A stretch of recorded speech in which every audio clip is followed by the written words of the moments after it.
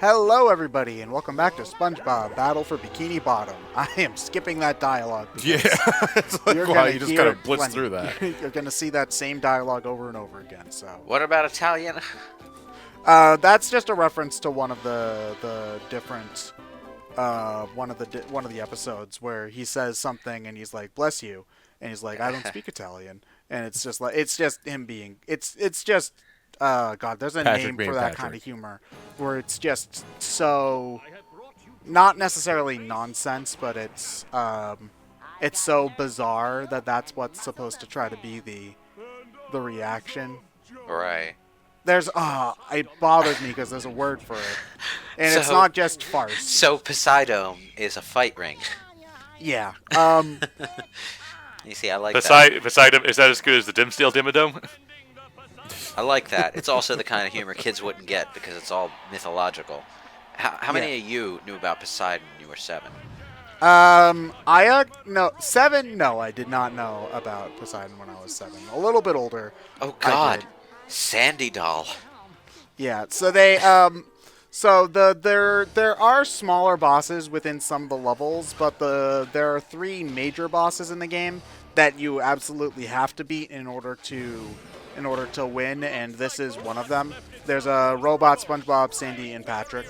There was a robot Squidward in development, but it got cut for reasons. I don't remember what the reasons were, but there is Probably concept just to art. release the game. Yeah, there is concept art of it though, and it does look relatively interesting.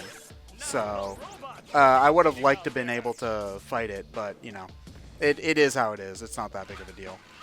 But yeah, these boss fights are they're fine. They're From what I've seen, they're perfectly average. they're a platformer boss from the mid 2000s, basically. Yeah. The most interesting one is the second one, Robo Patrick, which is also everyone's least favorite. So yeah, we'll get to that one too. The most interesting thing about them is that you do switch characters for the second phase out of the 3 phases. So for this one, you fight as Patrick, and when we fight Robo Patrick, the second phase is as Sandy, and you do get to That take fight advantage was of so good. I think I'll play it a second time. Yeah, although I don't think that there's any way to refight any of the bosses once you beat them, unless if you wanted. Oh wait, no, I think you can just warp to the boss fight if you ever wanted to play it again. Never mind. I'm talking straight out of my rectum there. But yeah, it's a lot of the kind of stuff that you'd see in a lot of these kinds of platformers. The wait for him to do his attack. It does a shockwave move. You jump over it. Then you hit them when they And they expose themselves stupidly. Yeah, basically. I mean, Although, I like this move though. Oh yeah, the clothesline move is pretty good. And I also do like the different. I do like some of the visual stuff that they do for it. Like for example, like the obvious FU button on Sandy like has a whack me sign or something like that on it. Like they point out how dumb. I mean, granted, these are the same robots that have an obey and a don't obey switch, so you know. You set the switch to evil. Well, no, they're always set to evil. They just were they were just switched to don't obey. They were just set to don't obey. Obey. Okay, look. If we sat here and pointed out every time I misspoke, we'd be here for longer than probably twice the amount of time. Then we really would be BrainScratch comms. Yeah, we really would be BrainScratch Yeah. comms. Or BrainScratch. BrainScratch, Cratch, MMS is still my favorite. So my favorite dumb detail, and by dumb I mean detail that nobody's going to notice, but I appreciate being in the game anyway, is if you, whenever the talking fish head is saying something, he'll pop out onto the side of the screen. But he is also in the background of this of this arena because it's a sports arena. Whenever the talking fish head is talking, you can see the lips move on both the him on the side of the arena and on the screen, which is, you know, I found that was a neat detail, personally. I don't know if anybody else cares. I don't I don't see the background. What are you talking So about? Yeah, we if you just saw look in him. the background, like it's to the right now, so you can just barely not see it. The fish head's there.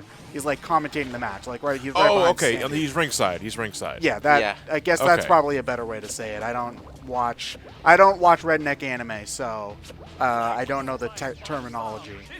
That redneck anime is wrestling, for the record. Oh, okay. I wouldn't have guessed. Yeah. He's But- not wrong. Yeah, so it's just, again, I've learned to notice these details as I've grown older. So I like to appreciate them when I do see them, you know. Yay, we did it. And then she imploded. I She mean, I phased out of guess- existence for half a second before Hey, phasing back in. and she should falling have out. popped out of existence. Also, it always weirded me out that that Neptune got a different design in the TV show than he did in the movie, because the movie had its own, like a. Oh wow, cool. But Fools, you have not taste buds. There's nothing wrong with this redneck anime. It's delicious. Ooh.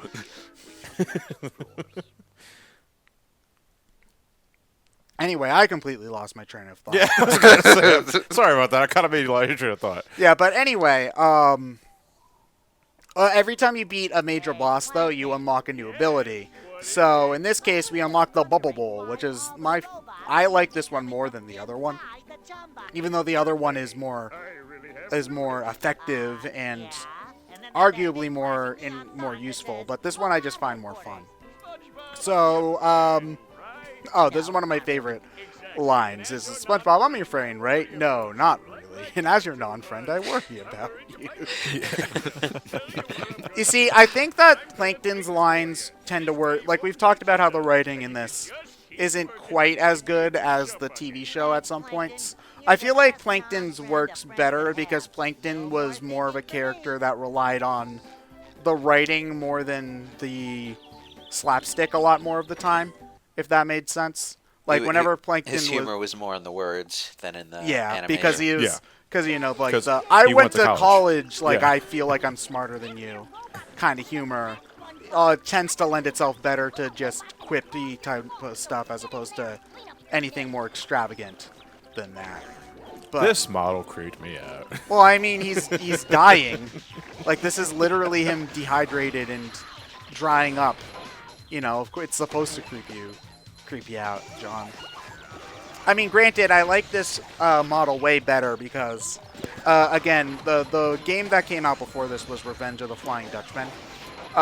In that one, there's also a level in Sandy's.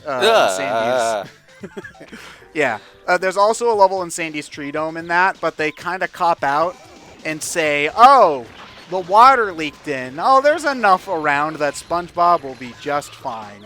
And it's like, that's going the easy way out. But the amount of detail put into this model for this one small area of the game, you know, I think we talked a little bit before about there being a love for the show here, and I really do. Like, I mean, granted, it's not like these people were the target audience for the show, because these were probably like 20 and 30-year-olds making this game. But they I imagine a lot of them had kids who had some exposure to the show. Yeah, that's true. But, you know, whether or not they loved it, they clearly put a lot of effort in order to try to make this as close to the show as possible, because they knew that the people watching it would appreciate it, you know? Like, they knew that the kids watching it would care that SpongeBob's not supposed to be normal when he's in Sandy's Tree Dome, you know? He'll be all dried up and stuff like that. So yeah, I appreciate that kind of stuff, especially in you appreciate it in any game, but especially in a licensed game where the universe already exists. You want things to feel as close. You want to feel like you're playing in part of that universe as opposed to just playing a platformer with a coat of paint on it that resembles SpongeBob SquarePants. It's an important distinction. Yeah. And honestly, I think this game manages to do that better than some other games that I've played. Like, I brought them up in a positive light before, but, well, the Harry Potter games tend to be a little more like that coat of paint thing you just described. Yeah. When they're okay.